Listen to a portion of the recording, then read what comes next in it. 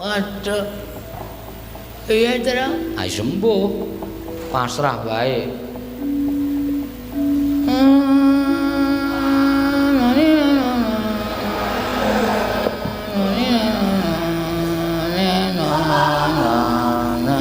Ngopo Gong kowe iki? Nganggo keyboard.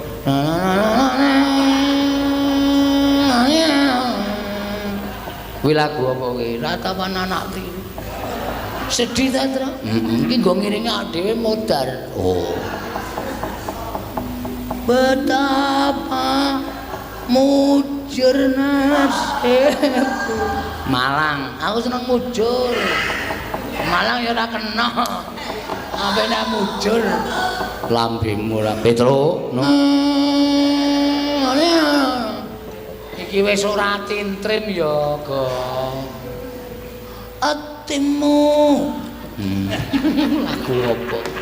lan atiku dadi siji, aku mentaimu. Mencintaimu cine aja dirangi. Blok ora. Oh setan kowe. Gong kowe iki ngapa to? Ora nyeneni kowe to? Ora. Wah, tak kira nyeneni kowe. Tiwas tak getak. Wah, ngilangi dramatik kowe cenah. Bagong apa? Bagong apa? Bagong apa? Panjenengan nus-nus dikira ndukani kula, kali Bagong digetak. Wo, lah ngempatke karo lafale. Ora ngerti karo kalimate keparat.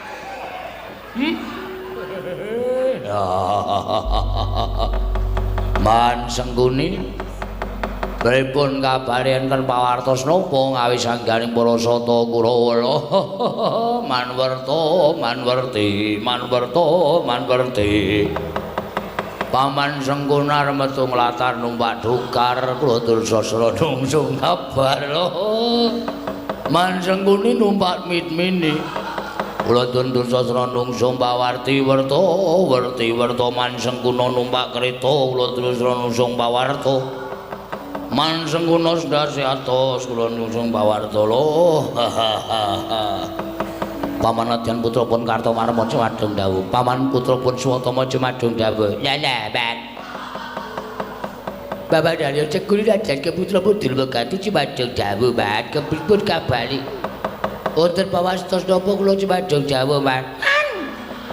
Kula pun Cicitraksi nyanyadong dawuh, Man. Pripun kabare wonten Bapak Paridamel menapa, Man? Kula nganglungaken janggon nilingaken karo mama papa Mas Tuti dawuh timbalanipun Paman Harya Sengguni. Dursasana lho Kartomarma Asatama Surtayu Citraksa Citraksi Durmagati Durgempa Dursasena kabeh wae para sata Kurawa lho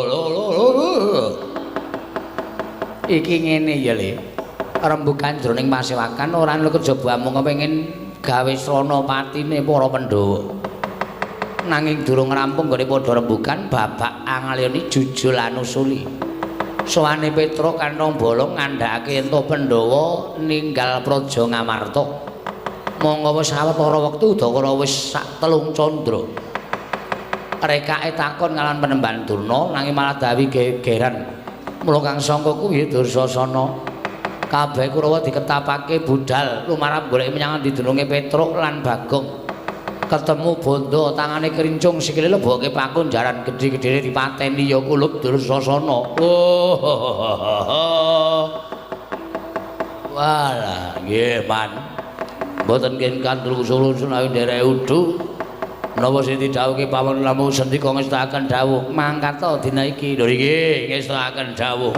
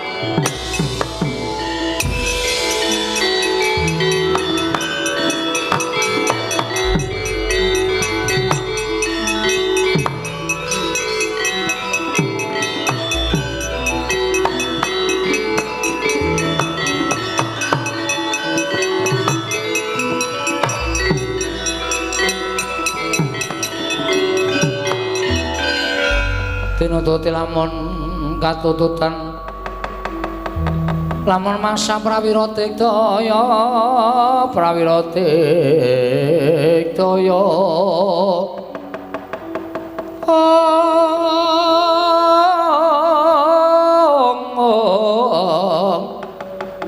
Ronang kono magawe kelari rawang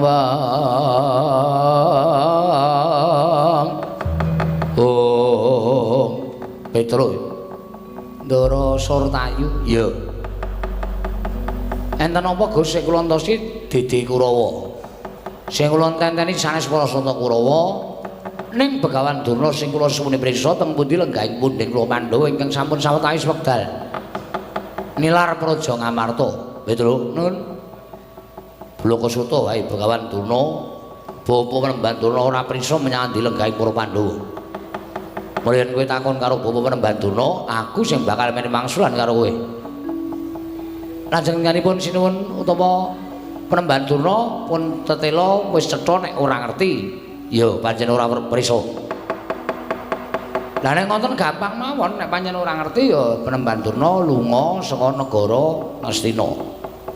Lah terus sampeyan rawuh mriki wigatosipun aku didhawuhi dening Paman Sangkuni kene nyekel karo kowe. Nyekel napane? Lho, awakmu kersane tak bondo tau tak krincung sing karo boke pakunjaran. Gedhe kok tak pateni Petruk.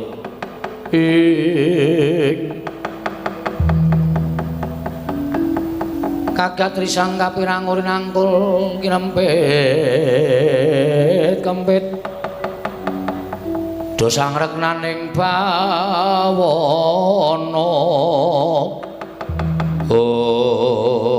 belajar ora ngerti sangkan marane lah kok malah Petruk tekan negara Ngastina kok kaya arep dikerenah patine mula ora usah dadak kowe bangga ora usah dadak kowe selak ulungna tanganmu tak bondo tak krincung sing bagi pakunjaran Mas nek pancen sampeyan arep mateni karo Petruk monggo ning carane sapi mang jagal sik. Nek wis kula ambruk ora duwe daya, mang pateni kula manut wani karo Surtayu. Sing tak wedeni apamu? Kowe biyen tekan saniki kula mboten wedi karo sampeyan. Pecah dadamu sirna Margolayu. Mang maju mriki jajal-jajalan karo Petruk. Minggir kok. Ya.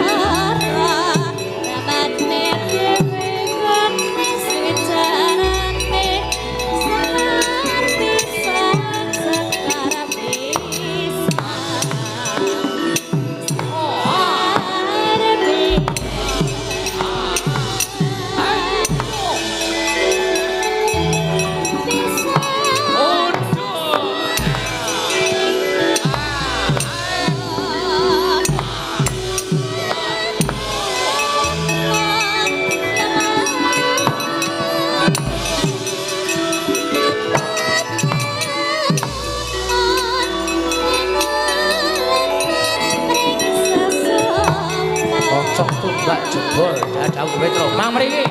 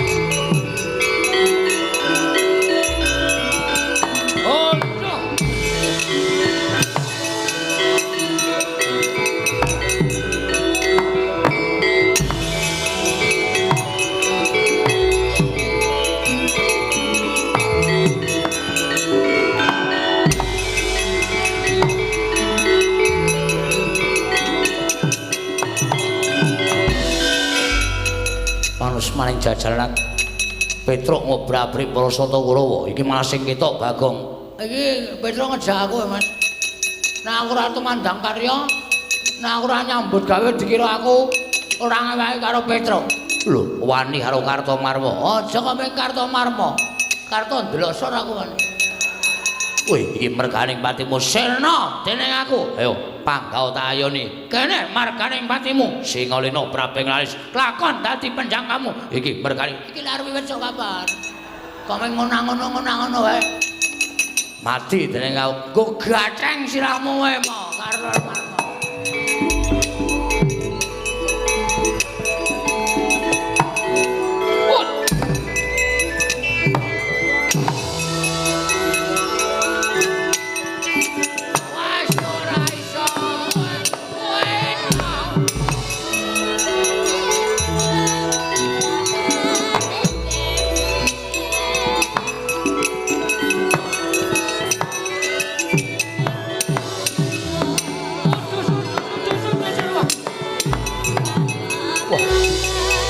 Apa lho pencak silat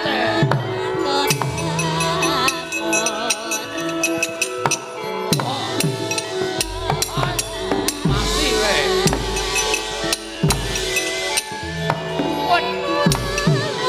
ya waktu arwani karo juragan ayo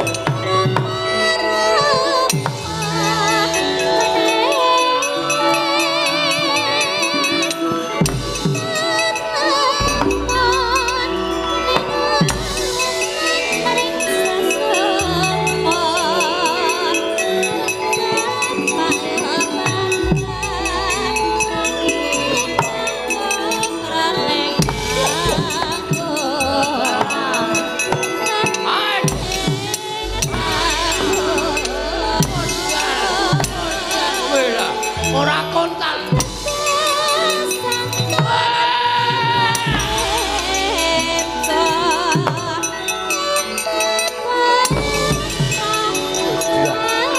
sirah pada kebal rene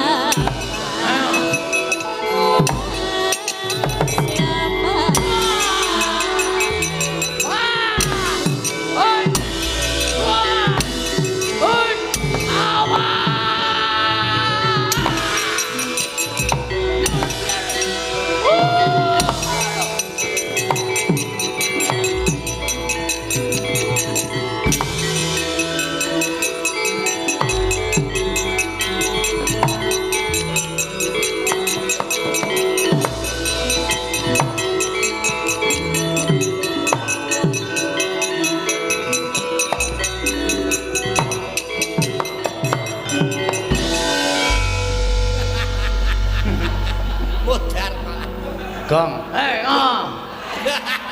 nyantel jasmu ya. Ora kok. Kuwi ngopo ya, Gong, kok matane abang.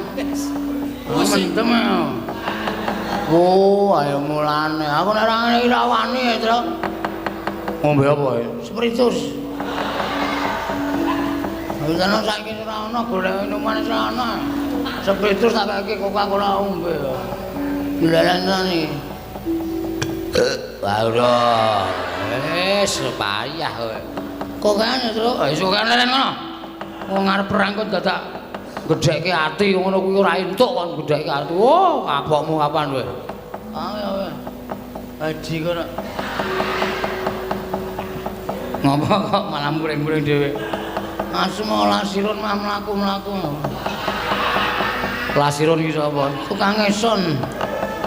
Ora tungguson mah mlaku-mlaku ndasa asikanan. Kowe sapa-sapa kok? Asma. Tenan. Tenan. Ayo kesel yo. Dadak ombeni barang ping arep perang karo Marwa dadak perno-perno. Ora sampe melak trajangi dhewe le. Oke. Hati-hati ya, Tru. Ana kira-kira wae alah ngomong aku sae. Oh iya. Ana sing ngene ya. Ngerti harus iso. Ah iya. Wis ora pandang brutu. Apa? Pandang brutu. Pandang bulu. Aduh. Mumet tenan aku, Tru. Ya wis ora usah maju, tak maju. Soalnya aku nek konangan mah tak keplakyuk kok. Wong lurape kok dienggo. Ulung sawangan. Sawangan aku.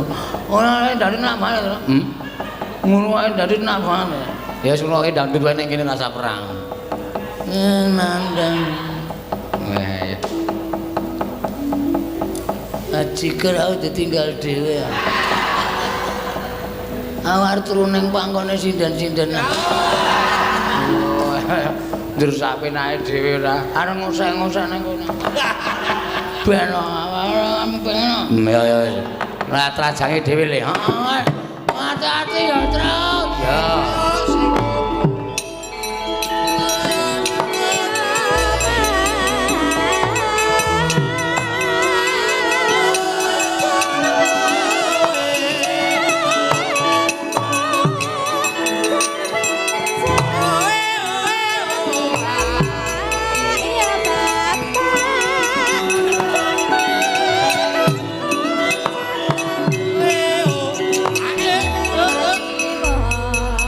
Jah kula man.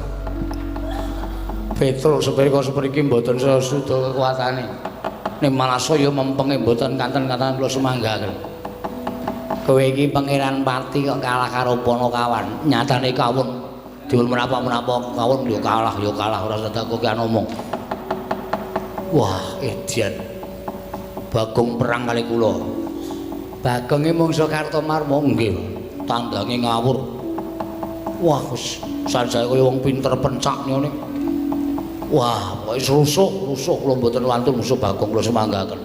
Jengklit barang sapenake dhewe. Lah sapa sing urung maju iki sing arep maju? Swatama wonten dawuh. Maju le, nggih ngestaken dawuh Petruk. Mboten manut kan kula ajar. Wis sakarepmu pateni ya kena iki.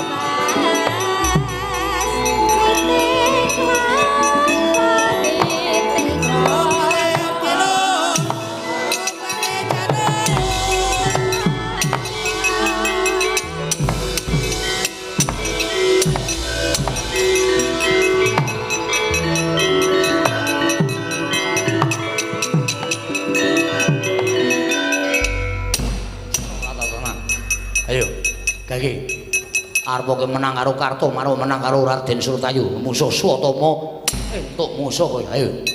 Ayo Walesan. Petro kowe diantemi kok meneng wae mlirik matamu. Kowe menungso apa kowe? Kowe panjenengan apa? Lah kok dadi kowe meneng wae. Ayo Gage. Ayo Walesan. Kowe ngece karo. Kowe ngino karo. Dume tak antem ora apa-apa, matamu mlirik. Anggemu aku ya anak pendhita, kowe mung anak batur. Diantem kok ora apa-apa malah mecicil mripate. Anggemu apa? Ayo, kowe malah suaraku, malah suaraku.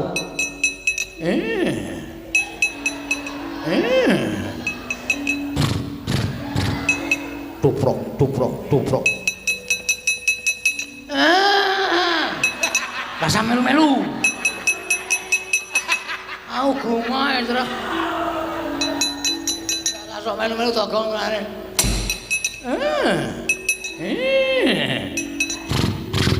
Tuprok, tuprok, tuprok. Kowe diantung kok malah hahi-he, hahi-he. Kowe malso kowe. Malso, malso. Tuprok, tuprok. Kowe anggap apa kowe? Ora sembrono kaya ngono. Aku ki anak pendhita. Lah kok dadi kowe diantem kok hahi-he. Tuprok, tuprok, tuprok, tuprok das mantos. Kowe iki diantem kok malah hahi-he. Eso, kowe cecek. Lho.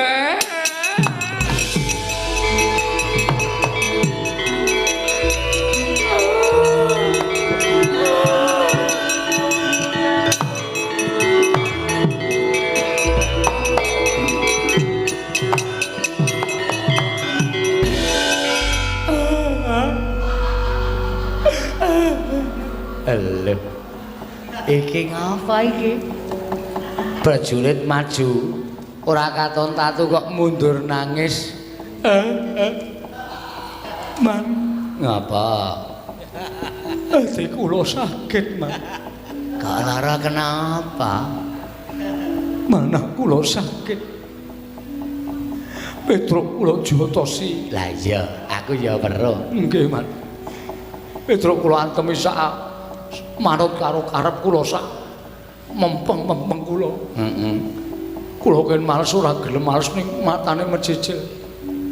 Bareng gelem males niku mboten ngantem. Piye? Ngenten iki, Man.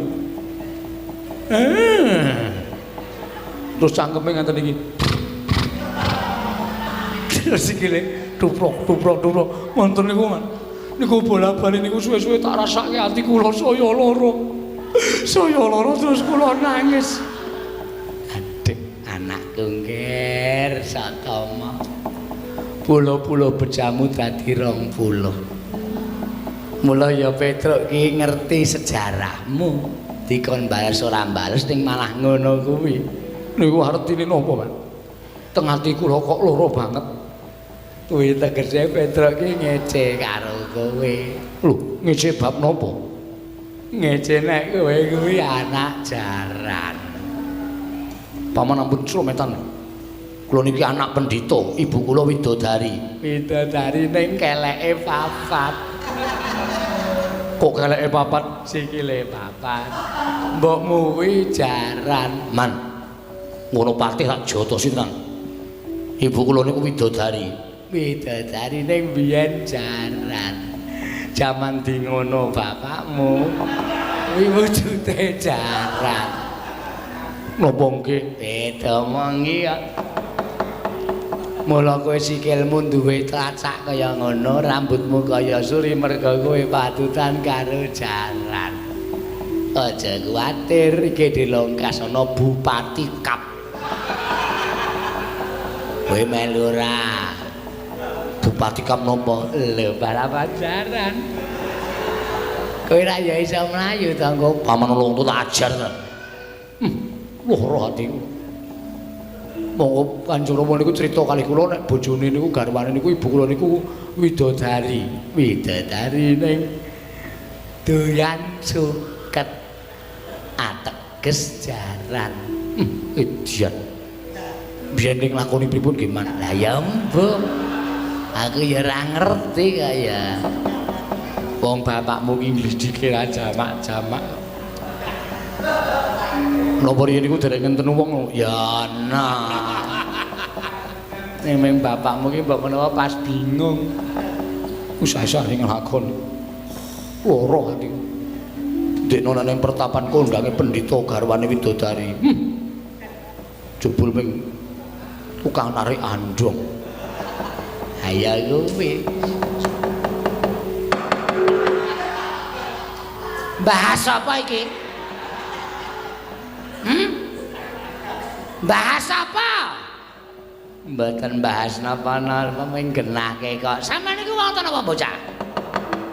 Sampeyan niku wong tuwa napa bocah? Lah nggih wong tuwa semene bocah entek-entekke kempongan.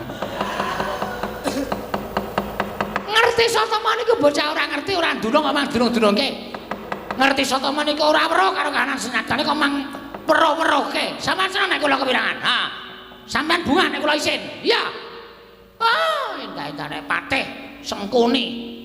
Ngerti kancane wirang malah pirang-pirangke, malah digejek-gejekke. Petro Kantong Bolong. Kowe aja ngino araku. Aja ngecek karo Satama. Ayo. Begawan Turna tanti ngono legane atiku. Ah, kowe iso menang karo Begawan Turna. Bumi langit tangkep Petro Kantong Bolong. Tuprok, tuprok, tuprok, tuprok.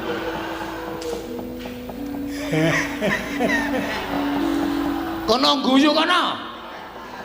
Bahagia. Hah? Sukacita kowe. Nek ana wong kepirangan kok senenge ora jama-jama penyakit ora. Ayo Petro. Adu atos sing balung mleting kulit. Yen perlu kowe nggawa pusaka. Pusaka apa? Aku ora bakal wedi. Ayo ponakan, masuk lekane atiku. Tuprok, tuprok, tuprok. Tuprok, tuprok, tuprok. Tuprok. Tuprok. Tolong rungokno.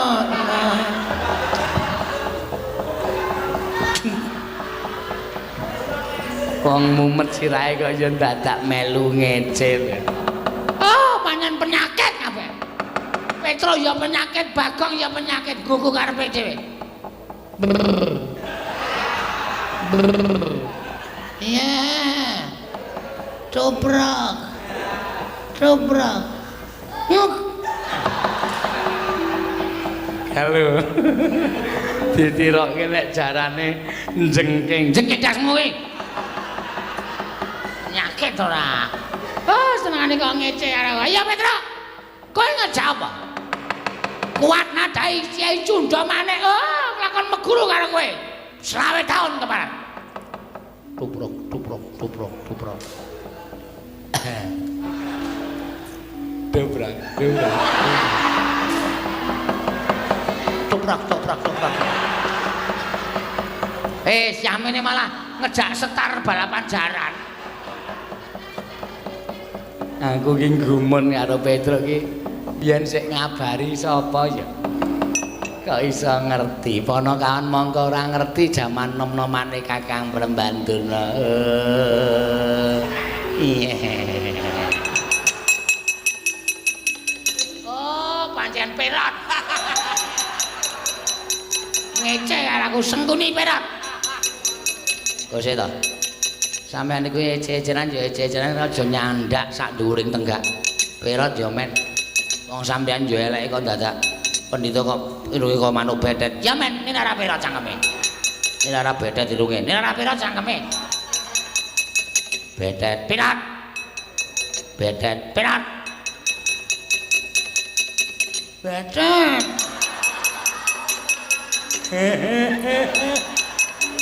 Bagong tak linggis ndase tenan kok. Ora ngerti perkara kamu ni bedet-bedet jempule atas ora.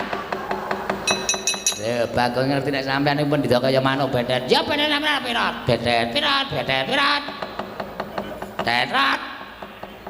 Tetrat. Arat. Durung muni kok wis diwangsuli ora. Amen cepet-cepetan ora. Pirat.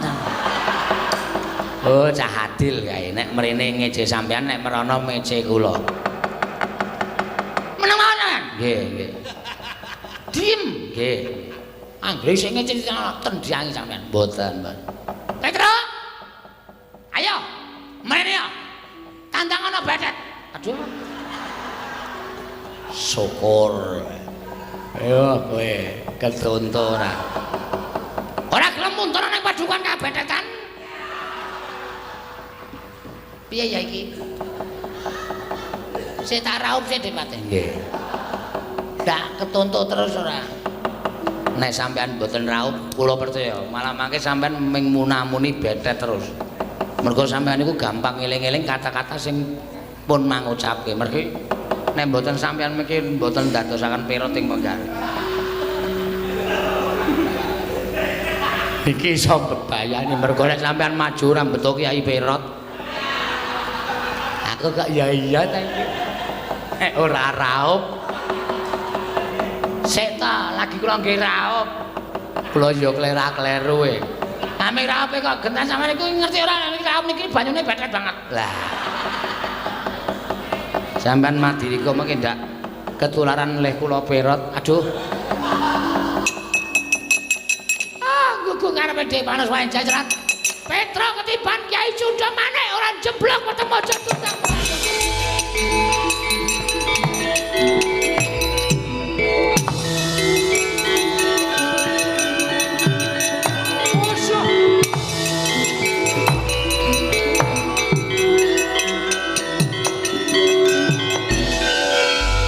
Oh lah, Kandura kok ngamuk tenan.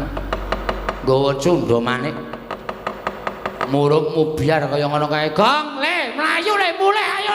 Mati tenan ade.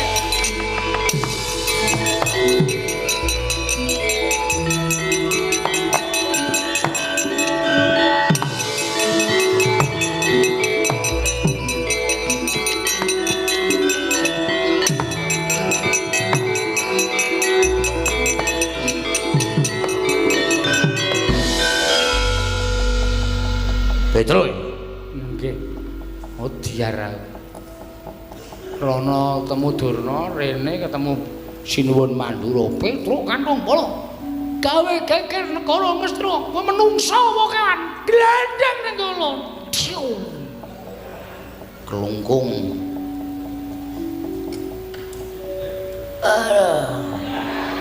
Ngopo to Mas ora mari-mari adus kono. Kita gebyure ndas Putra. Sapa itu? Dursasana. Uduh. Ngawur. Sinuwun Mandura no. Hah? Sinuwun Mandura. Wah, macet. Gong. Sinuwun Mandura iki Sinuwun Mandura. Hah? Sinuwun Mandura. Aseme iku krungu Kartomarma. Wow, selip kupinge ora. Sinuwun Mandura to? Mati awake dhewe. Hah? Mati. Kok iso? Durna saka kono, Sinuwun Mandura saka kene. Kono Sunda manik kene Nenggala. Waduh. Iya, Tru. Ayo sembuh. Pasrah wae.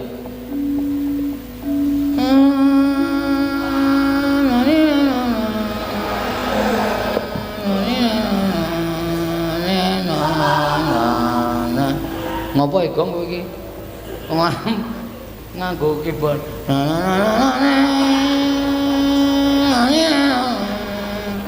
Kuwi lagu apa kuwi? Ratapan anak tiru.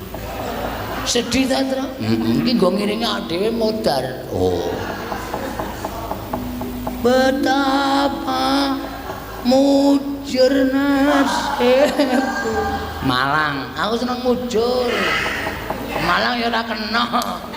Apa nek mujur? Lambemu ora Petro, Nun. Saka ndi? Saka Ngastina. Lho, ngopo Ngastina? Diutus karo Abimanyu. Abimanyu aku ngutus karo kowe. Nggih. Kowe seru ya omongane, Tru. Cetha nesu iki. Heeh.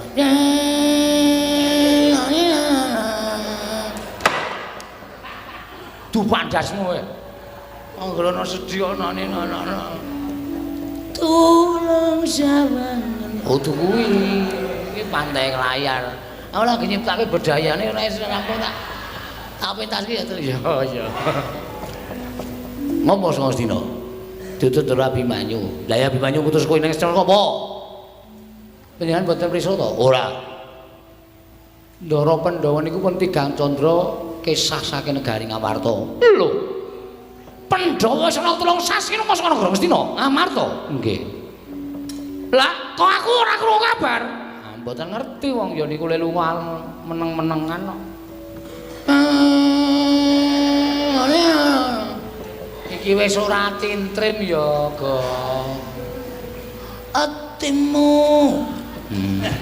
Lagu apa? Lan atiku dadi siji, aku mentaimu. Mencintaimu, cine aja dilangi. Blok ora. Lah terus nyuwun besok kali Begawan Durna. Lah ya terus ditutur Abimanyu kaya Begawan Durna Pandhawa teng pundi? Ning Begawan Durna mboten saged paring wangsulan. Malah kula dikeroyok Kurawa. Lho. Malah kowe dikeroyok Kurawa? Nggih. Lah terus dadi perang. Ning sepira to bangkane para Kurawa? Nyatane kula ya iso menang. Lah kok kowe iso menang kok mlayu-mlayu ki opo? Begawan Durna sajake ajeng mentala kali kula sinuwun. Mentala piye? Begawan Durna mentala kali kula dheweke nggawa cundha manik. Kula ajeng dipateni kalih Begawan Durna. Wah, panus manik cacaran sekretene bawana. Begawan Durna arep mentala mateni karo Petra kandhang bolong ora lumrah manusa iki. Oh setan kowe. Gong kowe iki ngopo to? Ora nyeneni kowe to? Ora. Wah, tak kira nyeneni kowe. Tiwas tak getak.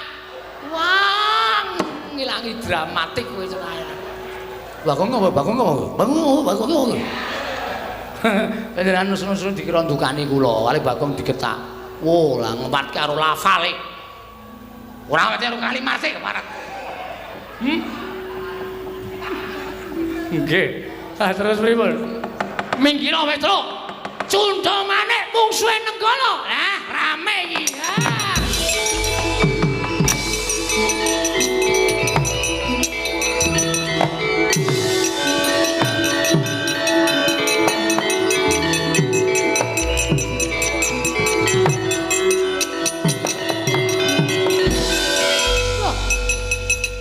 Prabu Mandura. Nggih. Ngliga Kyai Nenggala wonten menapa? Nggo ngembari wong tuwa sing kurang gawean nggawa pusaka tengah-tengah awan ngene iki areng apa? Areng apa sampean nggawa pusaka? Anu namung mlampah-mlampah nggih. Mlaku-mlaku pripun? Tange kelakone wong nggawa pusaka ping mlaku-mlaku karepe piye? Mesti ditamake wong, iya. Mesti ditamake wong. Nek ngoten ku ya arep namake Nenggala ki ning diadane menungsa. Lho, sinten sampean? Lho, tepat kula napa? Sampean nggawa pusaka kula nggawa pusaka. Rasa kok kan gulung diduwa piye? Mboten nggih. Mboten kula sampun ngakeni kelepatan. Singgahke. Nun, singgahke. Dilebokke. Nun, dilebokke. Kowe. Diwerangkake maksud kula. Oh nggih. Ah wis malah konangan kaya ngene iki. Wong tuwa sampeyan niku lho ngerti, nggawa Nenggala arep mateni Petruk to. Nah, sing nggawa Nenggala sampeyan. Cundha maneh ajenge mateni Petruk to. Sir kula ngoten. Sare kula tak takon karo sampeyan. Nggih. Petruk niku sapa? Petruk niku Pandhawan. Baladewa niku gedene sampeyan iki tau tate diwong karo Petruk. Baladewa niku iso dadi ratu mergo labuhane Petruk. Baladewa iso mukti Wibawa Cakrawati bau dendam niku mergo labuhane Petruk. Dadi nek ana sing arep nyekara karo Petruk, sing arep gendak sikara karo Petruk, sing arep minta Allah karo Petruk, Baladewa ora trima. Nggih, leres menika. Petruk nika ya gedhe labuhe tumrap negari Mandura. Petruk menika ya gedhe labuhane tumrap paduka anak Prabu Baladewa. Mila sapa sing arep mateni karo Petruk padha karo wani karo Sinur Mandura. Lah, sampeyan ngerti? Ngerti. Lah kok sampeyan arep mateni karo Petruk? Kula mengajeng mateni lampune Petruk kok. Mboten Petruk mengajeng mateni lampu ngarepan omahe Petruk. Lah kok dadak kok cundha maneh? Nggih namung kagem giri godha dhateng Petruk kemawon. Anu piye cepet-cepet. iki ngopo iki? Arep tiru-tiru sampean. Ning kata-katane ora cetha. Ayo Bali. Bali. Bali mboten. Mboten Bali sampean gawe resune Baladewa. Kula teng negara Ngastina digawe kagol ati kula. Kula sowan dados kono negara Mandura tekan negara Ngastina digawe kagol ati kula. Teng mriki ajeng manggawe kagol. Napa kira-kira bukan turunan Mani karo Baladewa? Langsung kan bangsa mawon.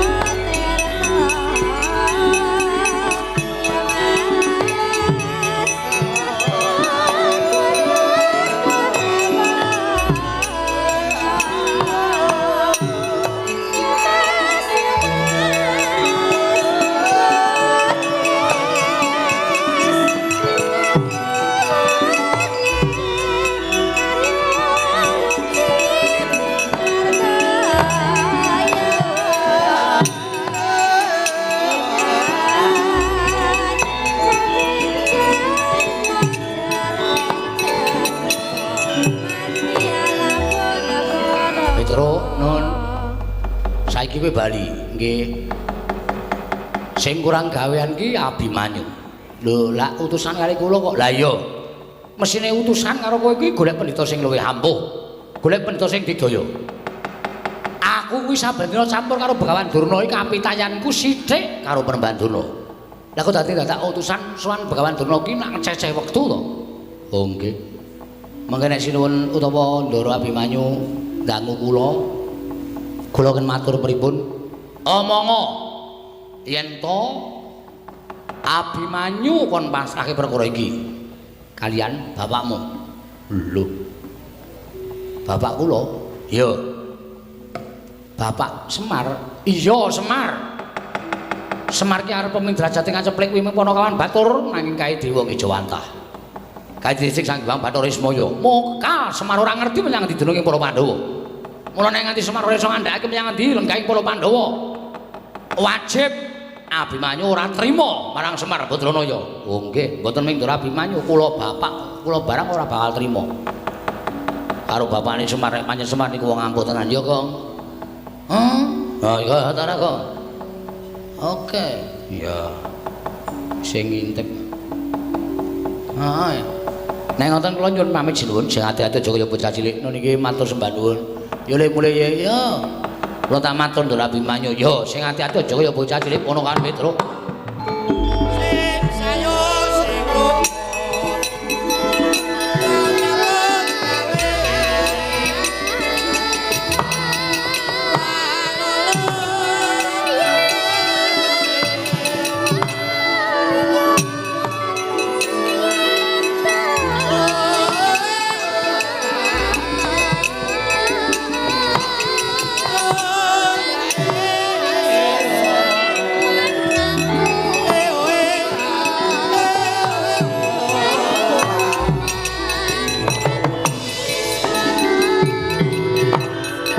Sritina ning Pasewakan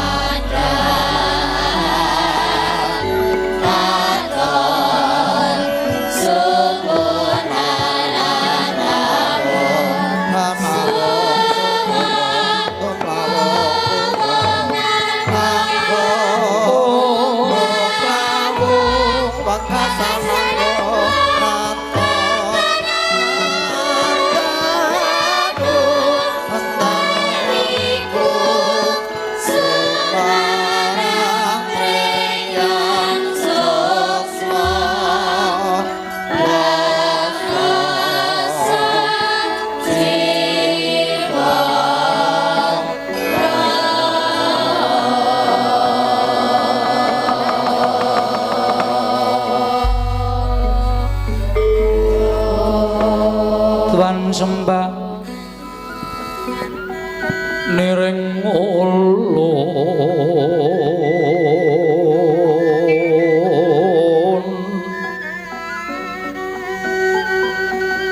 kapurba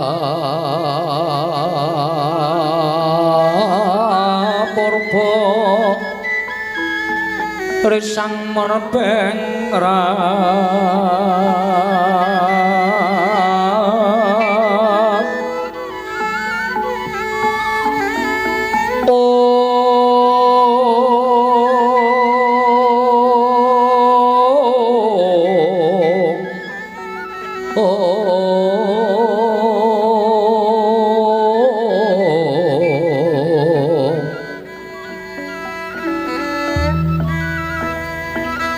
ing sahanane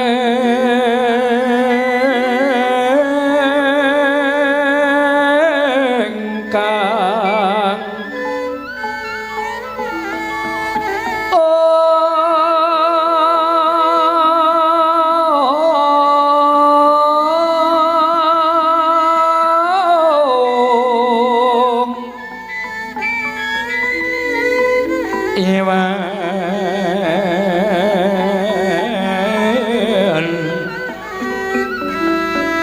kanang sing dewase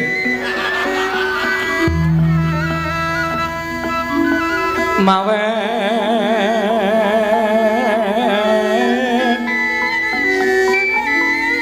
buka sawegung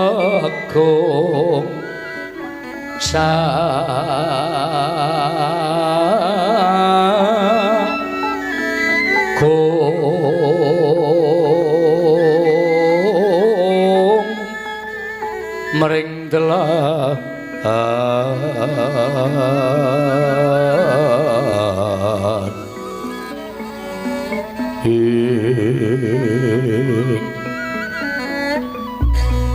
Yuan kanang mamujeng ngori jeng layake ngret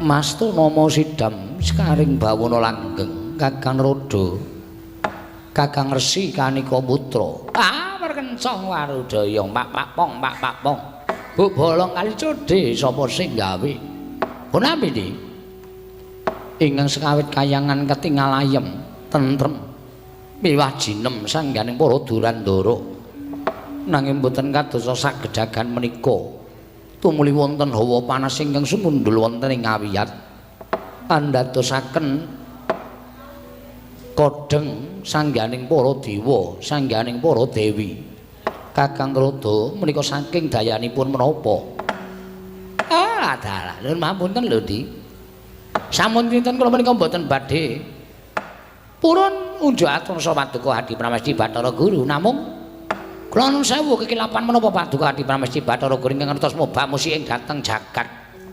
Sampun malika titah swantah. Nadyan kutu-kutu walang atoga jinaring wonten ing pangaos Paduka. Nanging sabab menapa dene Paduka dadak ndangu dhateng ing Karaka ing sithik pangudal-udal. Mboten wonten jamak limanipun ing atasipun kula ingkang damel cangkriman. Tumunten kula ing ngambatang cangkriman menika piyambak Kakang. Kakang Resi ngedambatang cangkrimanipun ing rayipun Manikmaya. Lho nyoho. Iki Di. Menawi telu mekaten kula badhe munjul saha Paduka Adi Pramesti Bathara Guru. Kakang Rodo kula semanggaaken. Ingin dadosaken gara-garane kayangan menika mboten sami kejawi namung kasutapanipun titah Paduka inggih menika wayah Paduka para Pandhawa. Ingkang sami mapan wonten ing lengkeng Gunung Himawat. Papan pernahipun sami lampahi tapa wonten ing satengahing wana Pringgalaya. Satengahing wana Pringgalaya. Inggih, Di. Menapa ingkang dipun sedya dening para Pandhawa dening lampahi tapa wonten telenging wana Pringgolaya Kakang. Menawi babagan perkawis menika tentu kemawon paduka Pramuca Bathara Guru mboten badhe kekilapan.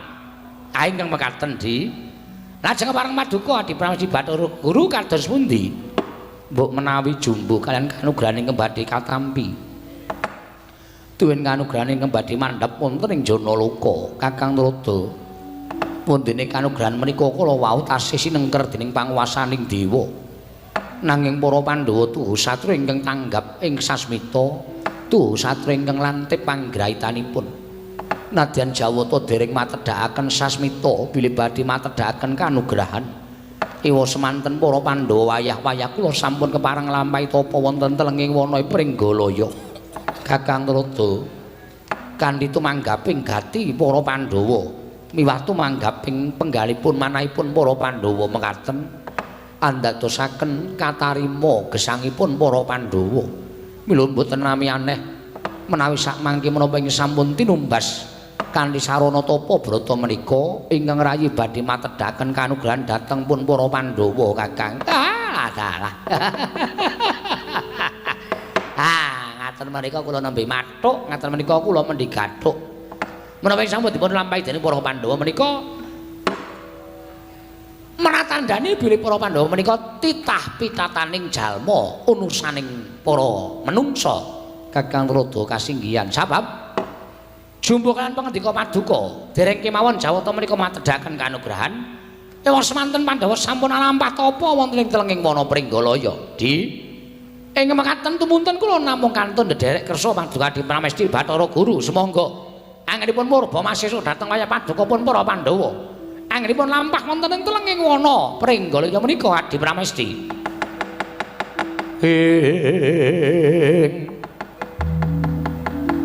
Pandhita kang kinarya wangsit pindha kombang ngajaping tawang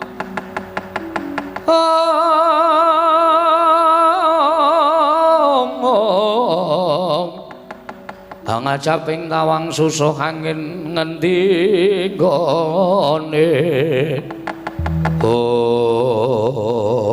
Kakang Narada kula badhe nyobi dhateng semedinipun wayah kula pun para Pandhawa. Kula badhe anodi dhateng mantenging cipta para Pandhawa. Sarana kula badhe anggiri godha dhateng kasutapanipun para Pandhawa. Kanthi cara menapa paduka badhe anggiri godha dhateng kasutapanipun paduka Adi Pramesti Bathara Guru? Padidik ingkang wenang nganggayuh kanugrahan menika tanah sanes kejawi namung pambayuning Pandhawa inggih menika pun Puntadewa. Mboten ketang sakmangke ngraosaken dayaning wahyu kelebet para Pandhawa sekawan cacahipun badhe ngraosaken dayaning wahyu. Nanging ingkang langkung wigatos ingkang nampi kedah pun pambayuning Pandhawa. Nggih. Mila kula badhe nyodhi dhateng mantenging cipta pun Puntadewa, tuwin kula badhe nyobi dhateng ikhlas sing raos kelawan pun Puntadewa. Sarana sakmangke kula badhe salen wujud dadi satu berbiran, Kakang. Satu berberan kados pundi? Kula badhe manjalma kanthi wujuding inggih menika wujuding Garuda utawi Raja Wali. Wondene Kakang Narada kula suwun wujud inggih menika peksi Dara. Sakmangke merpeki ungganing para Pandhawa kanthi lampah rewa-rewa jengandika Kakang Narada badhe kula tedha lan kados pundi sakmangke para Pandhawa ingipun milujengaken dhateng gesangipun peksi Dara menika kala wau nanging kedah kanthi adil lan wicaksana. Dalah nggih cocok mathuk. Nek ngoten tumuli salen wujud iki monggo Kakang kula dherekaken. Monggo dik kula dherekaken.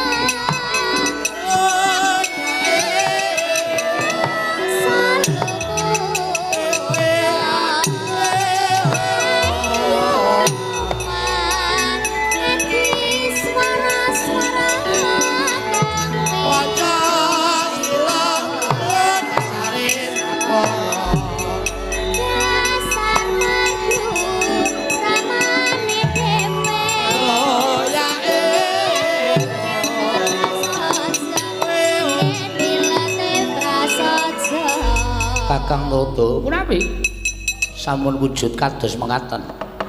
Mila monggo Kakang kula aturi miber wonten sak ngajenging ingkang rayipun Jatimurti. Mangke menawi sampun caket wonten telenging wana Pringgalaya, kula aturi Kakang Narada tawang-tawang tangis nyuwun pambyantripun Prabu Puntadewa. Ah nggih ngestaken dawuh. Indra kula wonten timbalan pukulun. Reksanan Suralaya sawetara ulun ninggal kayuwangan netepi kelawan darmaning kadiwatan ulun nggih ngestaken dawuh. Monggo Kakang, monggo Dik, kula dherekaken panjenengan ingkang rumiyin Kakang, kula ingkang dherekaken Kakang Narada. Larani sampe